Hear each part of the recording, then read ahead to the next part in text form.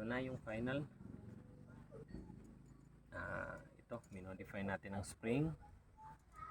So, ito nakalagay na. So, ayan. So, titingnan natin guys. Ang kagandahan nito is adjustable siya. Kakabit na natin. Ha? Papatulong tayo. Video. Klaro.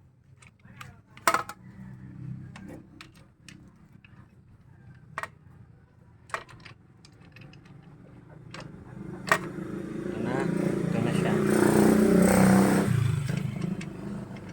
Hold.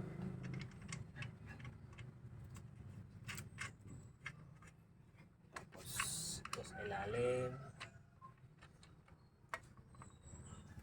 Pitan lang muna natin para yan, alog pag sinapakan natin ng brake. Ano? So, wire niya dito. Yan. Kita. Kita nyo ito. Tapos, yan. May space pa dito talaga para.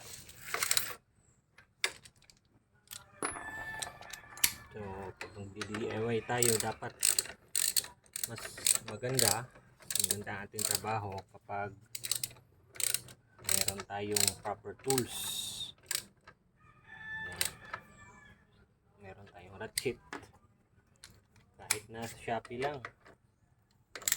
Long as ano talaga yung trabaho natin. Yan. So, tapakan natin ng brake. Tapos tingnan nyo doon ha. Yan o.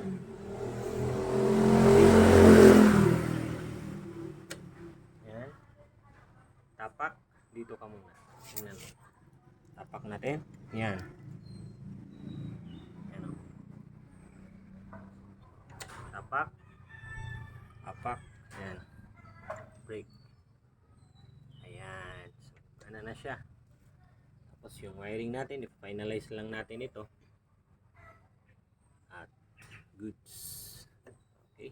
Yan lang mga karoser. God bless.